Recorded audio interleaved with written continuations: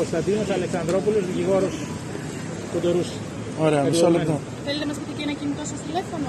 6932, 32 και 4 πεντάρια. Λοιπόν, όπως γνωρίζετε, μόλις βγήκαμε από το γραφείο του εισαγγελέως, της κυρίας εισαγγελέως, προφορικά μάθαμε ότι η ποινική δίωξη αυτή τη στιγμή στο πλαίσιο του αυτοφόρου, το οποίο θα δικαστεί, είναι η απειλή στο πλαίσιο ενδοοικογενειακής βίας,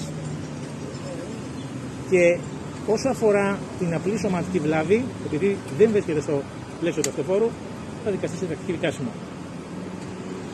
Ο πελάτης μου είναι συντετριμμένος, έχει όμως προκληθεί. Δεν είναι ακριβή τα δημοσιεύματα τα οποία έχουν μέχρι στιγμής διαρρεύσει στον τύπο.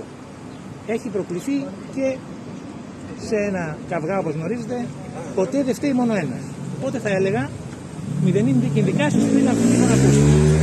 Να είμαστε προσεκτικοί και να περιμένουμε την έκβαση. Σε κάθε περίπτωση πρόκειται για έναν άνθρωπο βιοπαλαιστή, νέο παιδί. Τα πράγματα αυτά δυστυχώς συμβαίνουν. Δεν έχει συμβεί, δεν υπάρχει καμία καταγγελία στην αστυνομία. Και θέλω να πω και το εξής. Η κάθε πλευρά, είτε του κατηγορουμένου, είτε του εγκαλούντος, έχει να πει μια δική της ιστορία, την οποία θα την κρίνουν και τα δικαστήρια.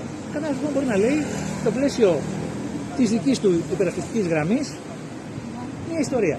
Κύριε Αλεξανδρόπουλε, χτύπησε, κακοποίησε τη σύντροφό του? Την έχει αποθήσει και όπως λέει ο ίδιος, γιατί σας λέω δεν έχουμε φωτογραφίες και δεν έχουμε δει ακόμα το φάκελο της δικογραφίας, τον είδαμε στο γραφείο της εισαγγελέως, θα το πάρουμε τώρα από την έδρα. Έχει μια αμυχή στη μύτη μου, είπε ο ίδιος. Τώρα δεν μπορώ να σας πω, δεν θέλω να λέω πράγματα και ανακρίβειες. Για ποιο λόγο το έκανε αυτό, σας ανέφερε? Γιατί τον χτύπησε και η ίδια. Λέει ο ίδιος, επαναλαμβάνω, δεν έχουμε ακόμα το φάκελο δικογραφίας. Πάντως, επαναλαμβάνω, η κατηγορία για σήμερα είναι η απειλή στο πλαίσιο ενδοοικογενειακής βίας. Και όχι η απλή σωματική βλάβη. Είναι πλημέλημα, ναι.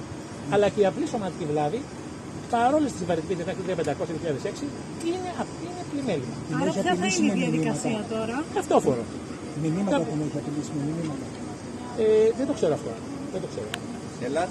Πάντως είχαν κάποιο καυγά και... Ναι, καυγά. Είχαν ένα καυγά, όπως συμβαίνει σε όλα τα ζευγάρια. Συμβαίνουν και καυγάδες.